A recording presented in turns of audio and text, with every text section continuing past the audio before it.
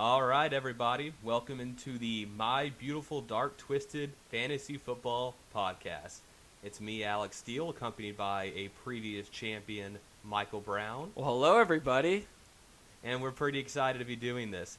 So this is our first go. Michael and I have been working with equipment on and off for the past 2 days. Very frustrating, but we're up and going, and this is our first stab at it. So our goal today is just to introduce this. This is an idea him and I have had for a couple years now, where we essentially get to analyze our own league, poke fun at you guys a good amount because you're so bad at fantasy football, but ultimately, just add an extra layer of entertainment to the league.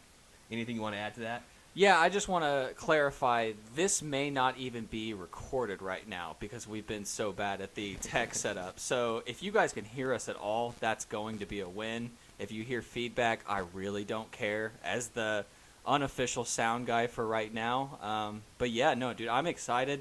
Like Alex said, this is something that we have been talking about on and off for some time, and it really ramped up as some of the players in our league got worse and worse. I feel like it almost became needed to just give y'all something new. So yeah, with that, Alex, I think you gave us a perfect intro, so ready to go. All right, excellent. And I do want to add on that it's definitely part of the vision to have each and every one of you on at least once throughout the season. So the goal is to do these weekly, analyze what's going on in the league, and just keep everyone up to date. But today what we're going to do is we're just going to dive in and kind of do some thoughts around what and who we think people are going to draft. Maybe talk a little bit about what they've done in the past and incorporate that into this season. So right off the bat, let's start with the number 1 overall pick, Chris Armijo. Chris Armijo. I have no idea who he's taking. No, I think we all know who he's taking. Is there anything really to say here about Chris? You know what? This isn't so related to Chris. I think what I want to ask you really to get us started, is there ever an opportunity for trading Christian McCaffrey? Would you ever trade him for, even if it's a ransom deal, is it even worth it at that point? Excellent question. And what's funny is right after we decided the draft order, I asked Chris, I said, would you take a first and a third for CMC? And he struggled a little bit. That's a no. I think it's a no, because it's one position that's probably equivalent to at least 2, right? You could start him and Ronald Jones and be fine. Yeah, and what people don't realize, he is a wide receiver 1 and a running back 1. Yeah. You get 2 picks with your very first pick. Now, when I asked that question, I would consider a first and a second. I mean, everything should be on the table. You shouldn't be scared to trade your players. But yeah, there's always a price. For example, you would take Dalvin Cook in a second rounder. Absolutely. You'd have Dalvin Cook in 2 second rounders. Absolutely. I'm thinking more of a Devontae Adams and a Jonathan Taylor. Yeah, and it's funny because as you say that, I think I'd rather have CMC. I think I would consider that. I think I would flirt with that. But Chris is going to be set up to actually do something this year, and I'm excited to see what he does with CMC. Yeah, I think we both agree. Chris has never been able to take home the crown. Right. He's gone pretty close a couple times. Mm-hmm. My first championship, I think he scored 190 and didn't get a championship, but it has to be infuriating. If you had to compare Chris to an NFL team, who would you compare him to? I think I would. It's funny because you said he's gotten pretty close. To me, let's go ahead and do it with a hometown team, the Cowboys. Okay. They have the misconception of being the 8-8 team. He just seems to be the middle of the road guy. I'm never worried about him getting last, but I'm never worried about beating him week in, week out. Oh, okay.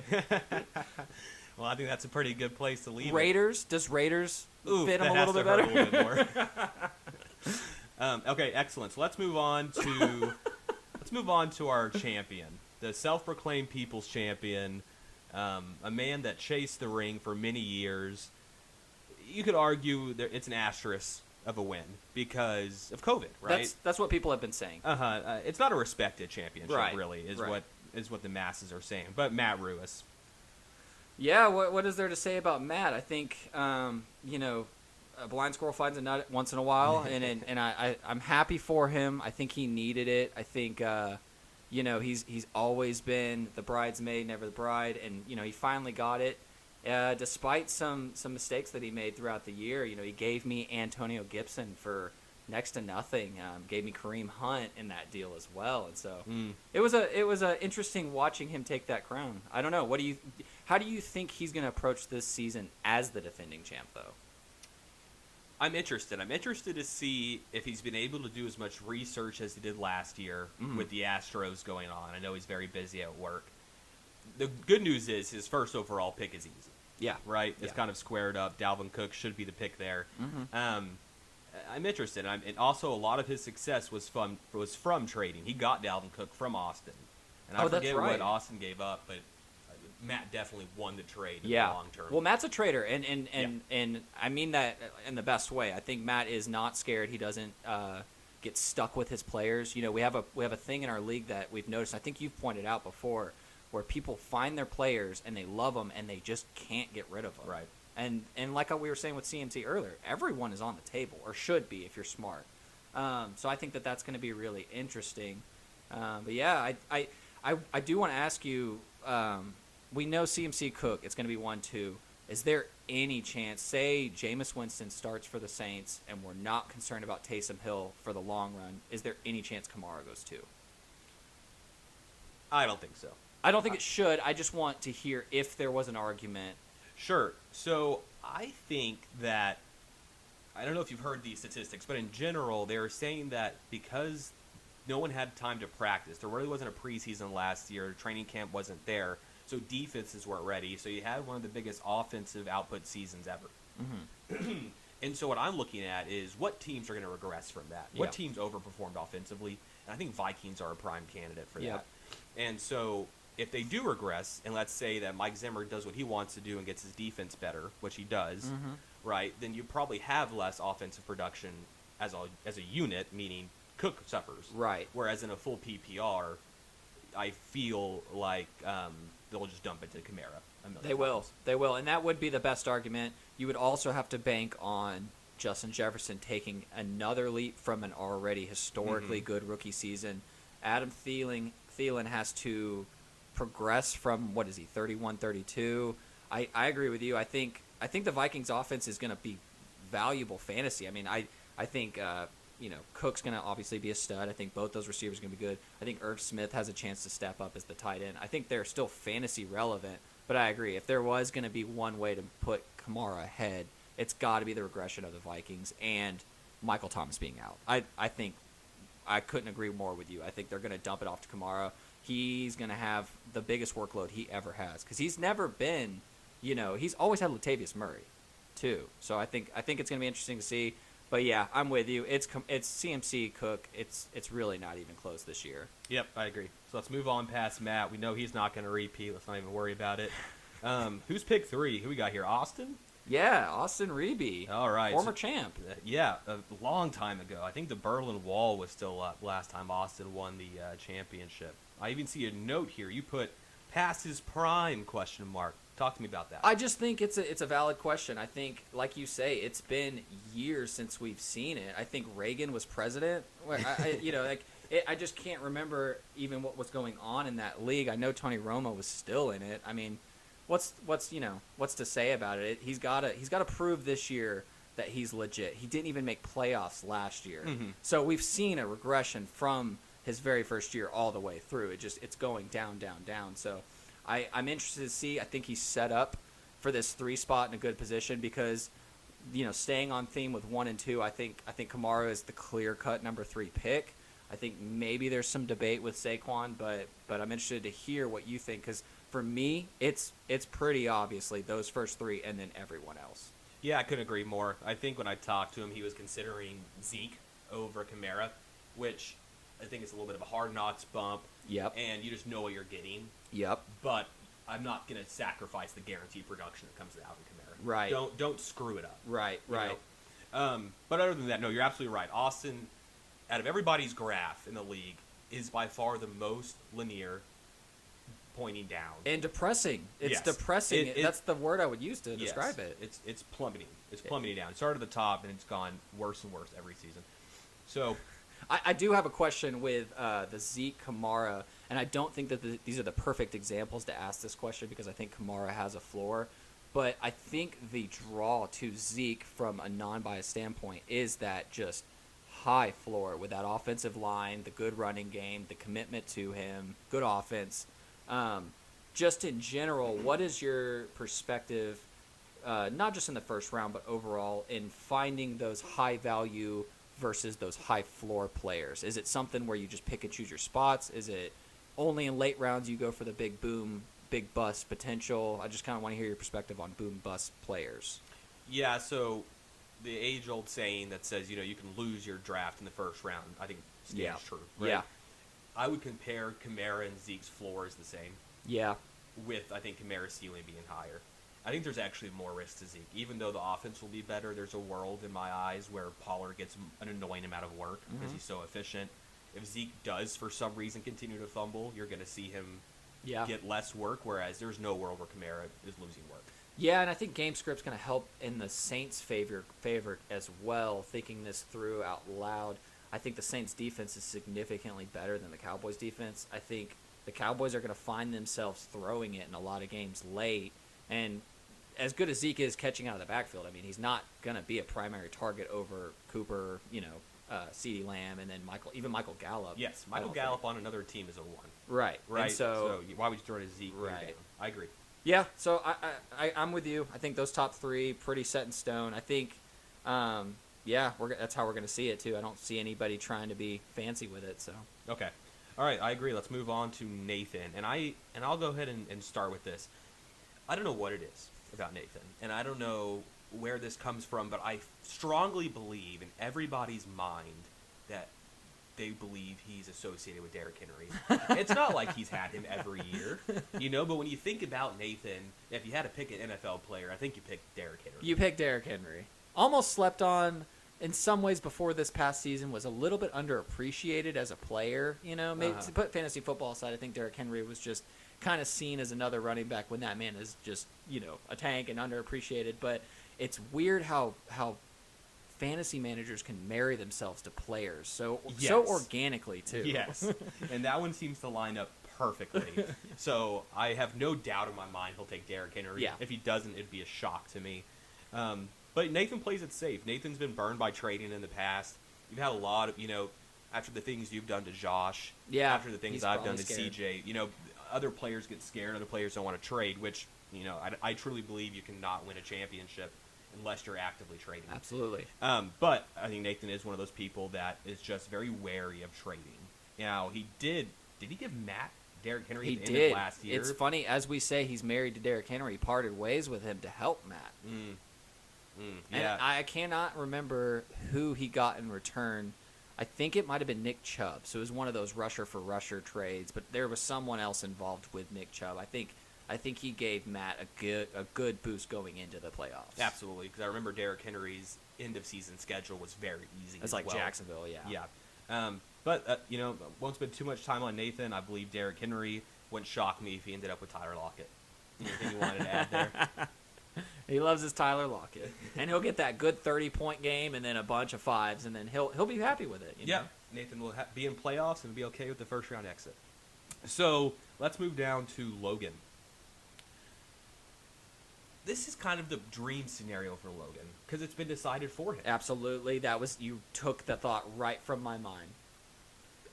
Yeah, go ahead and expand on that, just so everyone else understands. There's 5 top running backs. We've already listed 3 of them, and then Henry will be the 4th. I can't imagine a world where even Logan messes this one up because it is so solidly going to be Zeke. And he even has if he even needed it, had the background excuse of saying, it's for the Cowboys, I want to root for Zeke. There is no way he can mess this up. And I'm saying that almost hoping he doesn't. I'm saying that to manifest that he does not mess this up. Taking Zeke is his only option. Mm-hmm. And you're right, he can't mess it up. He even said if he had gotten Sacco last year, which he was in the Sacco Bowl again, I believe. Right? So for perspective, can we recap what his standing is, his overall, how many times he's been in Sacco, Sure. Overall record? He's definitely won the Sacco twice. Okay. He was in the Sacco Bowl for the third time last year. So he has a 60% appearance rate and a 40% win rate.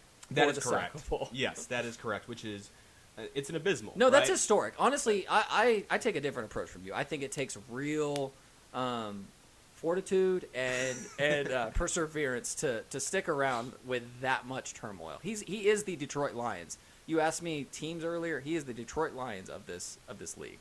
And that's absolutely true. And he realizes it. He put that gun in his mouth last season. He said that if he was going to get Sacco, he was out of the league.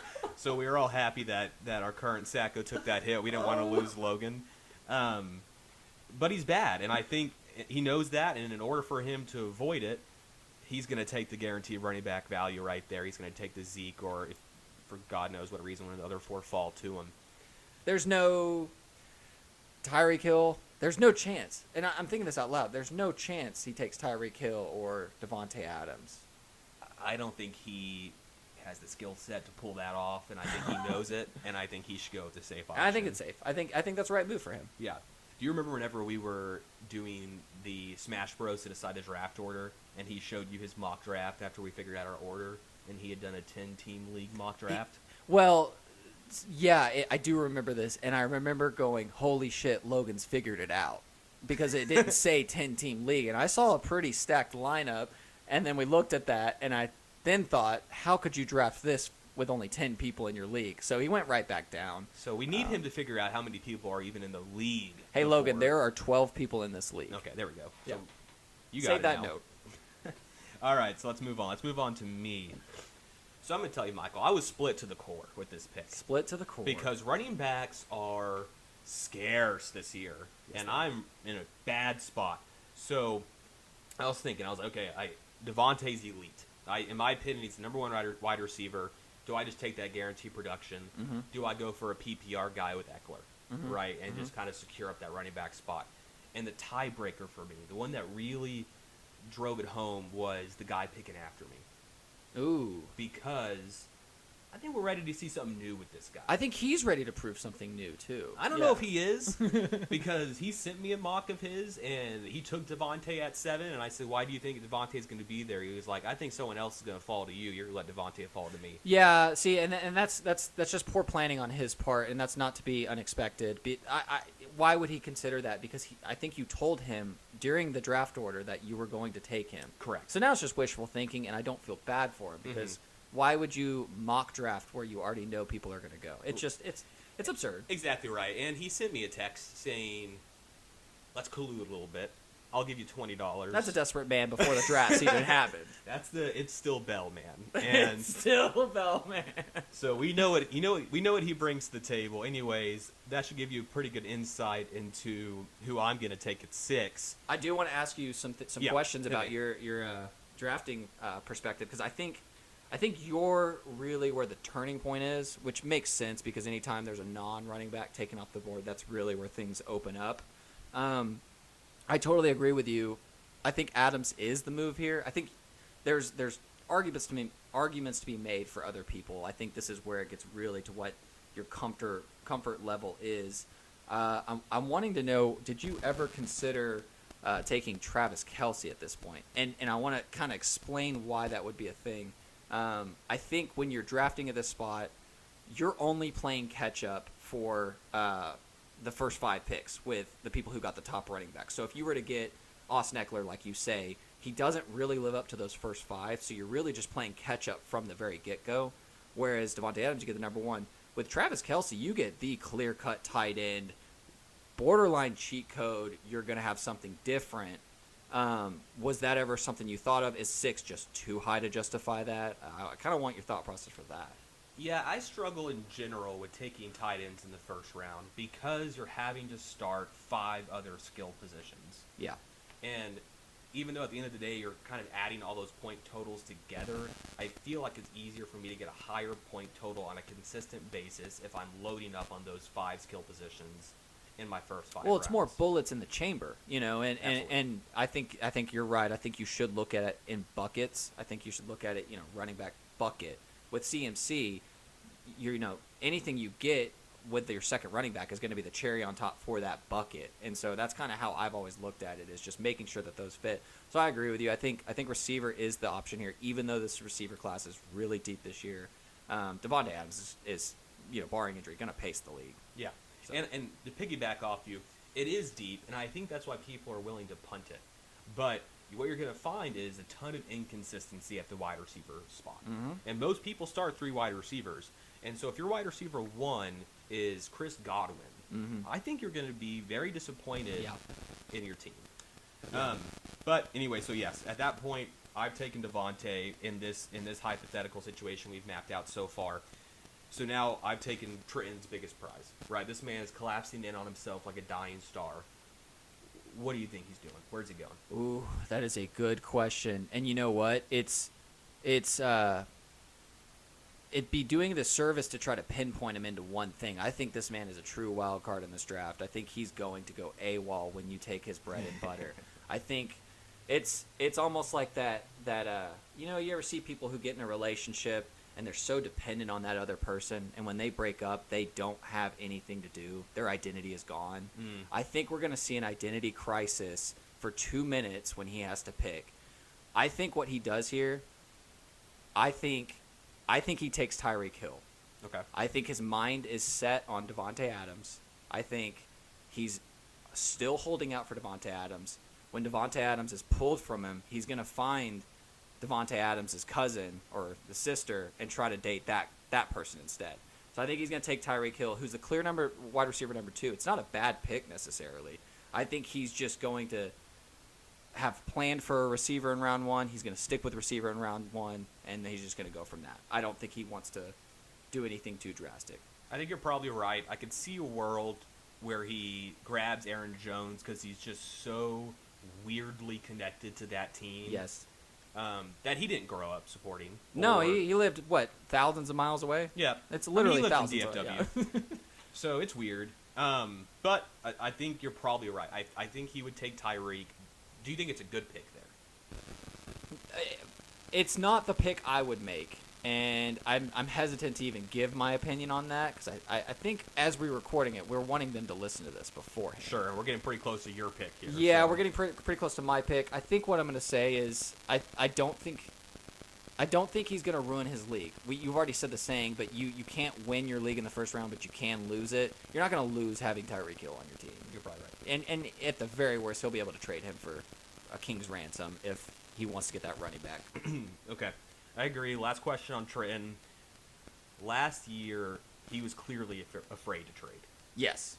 It was very apparent. It was very obvious. A lot of people pointed it out. Mm-hmm. Do you think that continues on to this season, or do you think he does a full 180 over trades? Where do you see that going? I think Trenton's going to Trent. He's going to overcompensate and text the group saying that people won't accept his trades. And then when we go into the background, we're going to see that he wanted, Patrick Mahomes for Laviska Shenault, or something like that. It's not going to be ideal trades. I think he's going to be aggressive. I think he's going to be engaged. I think he's going to try. I don't think he's one of these people that isn't capable of giving up his players. I think you're right. I think he overvalues his own players, and then he's so afraid of getting taken advantage of. He's sometimes not want to trade. He is very cognizant of the trade rate. Mm-hmm. He's very sure. I don't think he wants another Bell. I don't remember what that trade was. I know he bought Le'Veon Bell the year that Le'Veon didn't play. Correct. Yep. For I think it was a king's ransom. I can't remember who the players were. I'm sure they both finished top 10 in their respective positions, but yeah, I think he's just scared. Yeah, and last thing I'll say about him, it is funny because I think he's a good drafter. Yeah. If you look back at his drafts, he always drafts pretty well. Mm-hmm. He did screw up that trade real bad with Yeah. Le'Veon Bell. So that's probably what burned him. Mm-hmm. And then he got scared to trade last year, then came in third because you're afraid to trade. You can't win a league being afraid to trade. Did he hold Aaron Jones last year? He did not. Okay. He did not. Okay. So So he'll have him this year. Yeah, that's definitely possible. Okay, on to Justin. And by now, what we figured out is that this is where it gets much harder to predict, Mm-hmm. right? Justin, to me, is the biggest wild card in our league. every year his drafts shock me. Yeah. Um, He thrives on that, by the way. I think he likes being that person. yeah, I mean Yeah. that personality would definitely align there, in my opinion. And in the past, it's been driven by a lot of Houston players, Yeah. right? Overreaching for D-Hop, or definitely overreaching for Deshaun. Can't say it's right, but I don't blame him. I mean, I've been a person who's overdrafted Dak. I definitely overdrafted Tony back in the day. I get it. I don't say it's right, but I can see where he's coming from with that one. Yep. Okay, so we have Deshaun. He had too much fun at the masseuse place, right? Yeah. The masseuse parlor. Don't we all? No, I don't. I wish. No, just a joke. Okay. And so where's Justin going? Let's say Tyreek's off the board. Yeah. So Tyreek's off the board in this hypothetical. I think he goes Kelsey. I think now is to the point where Okay. Kelsey is such a stud. You got to go Kelsey. And this isn't necessarily. I don't know if this is what I would do, but I think Justin being a wild card. I think Justin is one of those people who. I think notices the running backs are going to be gone. I don't think he's someone who goes by the trends. I don't think he is someone who, like, when the quarterbacks are going off the board, I don't think he rushes to get his quarterback. Namely because he took Deshaun in the second round, but Yeah, he's but had for the that most part, quarterback. he's someone who doesn't follow trends, in my opinion. I think he goes Travis Kelce here. He gets the best tight end. Now the problem is Justin has always historically had a hard time valuing players. I think what he's going to do, he's going to draft Travis Kelce, and then he's going to trade him for an RB2 down the road. What do you think about that? I think that's exactly what's going to happen. I believe he drafted Travis Kelce last year. Yes. He undervalued running back. Then I was able to get Travis Kelce from him for James Conner, For a very fifth-round cheap. running back. Yeah. And that's the whole reason I like to punt tight end, because I believe if you get enough value at your skill positions, you can trade appropriately and go get a tight end. I can imagine being, because I've never really been that person, being someone who's scared to get Sacco and then turning out and seeing that you have a tight end gym and going, oh my gosh, I need to fill out that roster. Give me a couple scrap running backs and a receiver so I can fill out the roster and not lose.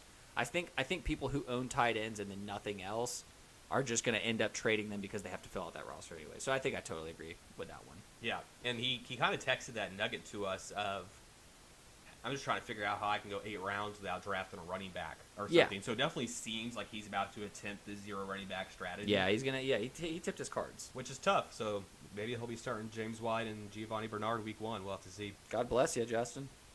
All right, on to CJ. Someone that I feel confidently will never win this league. Yeah. It's sad to say. I want you to kind of expand on it because I think you said it perfectly, but I just it's sad hearing it.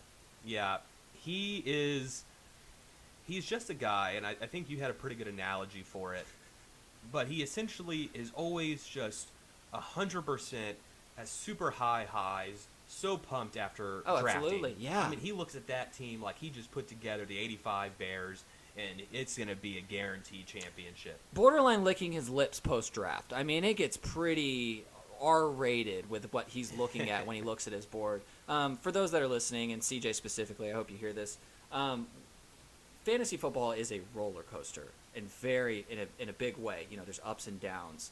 For those that are aware, I kind of compare CJ to the Titan. And it's exactly for what Alex just said. It starts at the top.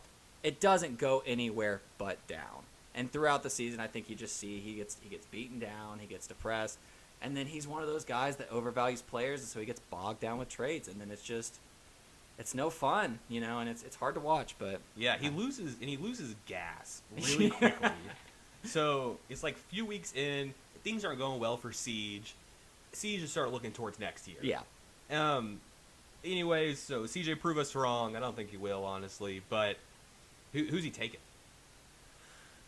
I think CJ is going to be either Saquon or Chubb. I think CJ is the opposite of Justin. I think he is someone who will chase the running back. I think he's very scared to go first round without a running back. So I think he takes best available. There's always the option of Eckler. He loves his pass-catching third down backs. You know, we know the history with Danny Woodhead. Fourth round Woodhead. We know that he loves those pass-catching backs. So there's always the possibility of Eckler. So we'll see what he does. I think if I had to put money on it, I think I would say if Saquon's off the board, if Trenton goes AWOL, scraps his plan completely, being the wild card he is, and takes Saquon, I think CJ will go Chubb. Okay. So, but if Tyreek's gone, let's say Trenton goes Tyreek, you think CJ is taking Saquon Barkley? I think he will, actually. Really? Yeah, I think he does. And Okay. I don't necessarily think that's the wrong move. I think he needs a spark, Yeah, and Saquon could be that spark. Yeah. Yep. Okay. So let's say CJ takes. Love you, Siege. We'll keep it on with the hypothetical. So we'll say Trenton went Tyreek. So let's say CJ takes Saquon. Now that leads us to you. Yeah. So are you willing to show some of your cards here and tell us what you're thinking at 10? Yeah, no, I have Chubb. I would have Chubb here. I think that Browns offensive line stacked. They're going to be winning a lot of games. They're committed to that run. Kareem Hunt doesn't bother me enough to not take Chubb here.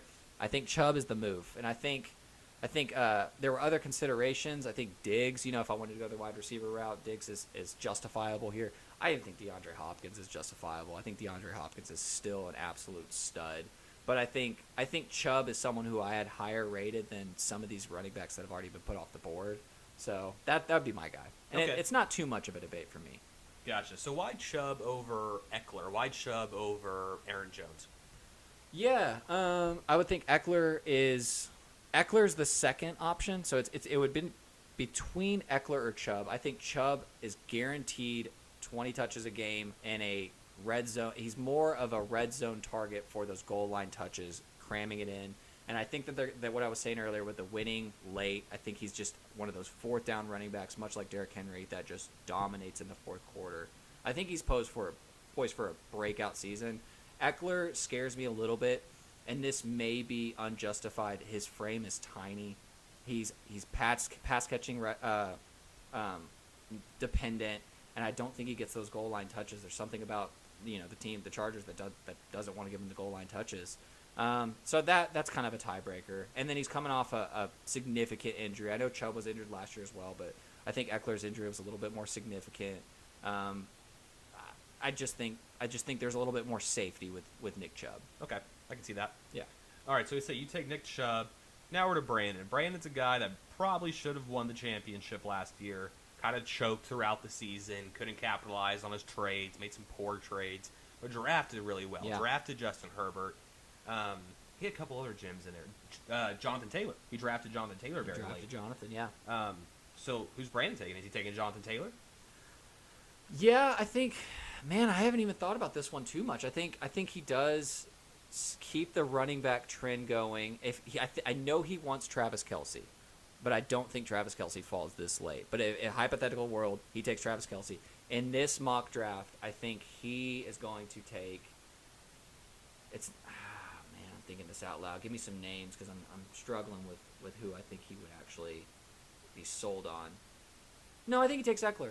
I think I've heard him actually state to me that he likes the pass catching opportunities. I think he's infatuated with the PPR aspect of it. I think he takes Eckler here, gets his first running back, and then turns on the turn, goes for a D-Hop or a Calvin Ridley, because I think Calvin Ridley was one of his big drivers last year, so he's going to target him early in the second round. He's going to want to get that running back to make sure he can get that receiver in the second round. Go from there. Yeah, I think that's probably spot on. God, he had a good team last year. He had a good team. You bungled that, Yeah. Brandon. I mean, all right, well, you know it, and you're not going to make it back there. That was really your chance, and you blew it. It really is sad to see, because you do see people who get this once in a lifetime shot, and they just blow it, and then it's just, I don't know. It's sad. Yeah, you look at the ship, and there's going to be people that trip into a ship here and there, especially in appearance. There's people that will never probably trip into an appearance. The next guy we're about to talk about. Yeah, perfect segue. CJ. But yeah, okay, let's end it out here with Josh. Who's Josh taking? I know you're licking your lips at this one because you know whoever he's taking, you're going to get. So yeah, I am very excited about my second first round pick. I think I want him to. I wish he could have finished his marathon that he has to run before I could talk to him. I don't want to cram his mind with a bunch of thoughts on who we should be taking for this pick. But I think he takes Jonathan Taylor on this one. really, So I think Jonathan Taylor is high on ESPN's standard ranking that they put out 3 months prior to the draft.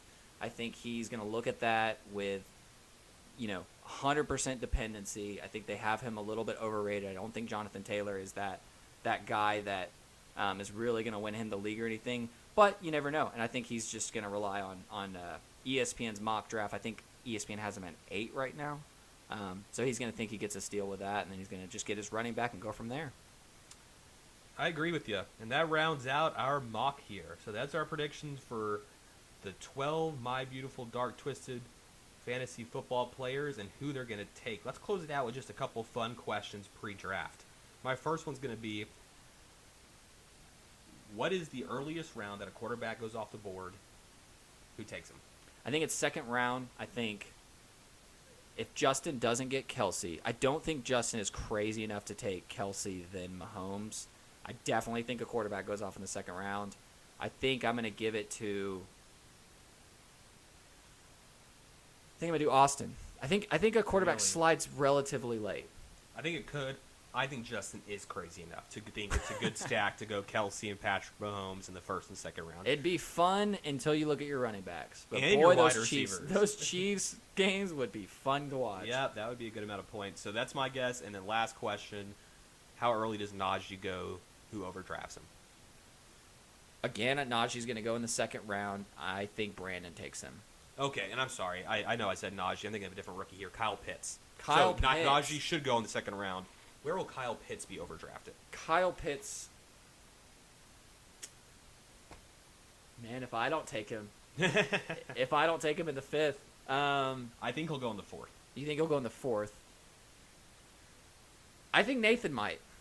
I think Nathan's going to see those first 3 tight ends go off the board, and he's going to pair Kyle Pitts with those guys. Okay. I think Nathan followed the draft a little bit. No, he didn't follow the draft. So he's going to hear that Kyle Pitts was a top pick. He's going to hear the hype. He's going to look up his little ESPN standard ranking, what the outlook looks like, and he's going to say, oh, my gosh, I need to get this guy because everyone's getting tight ends right now. And he's going to draft him in the 4th round.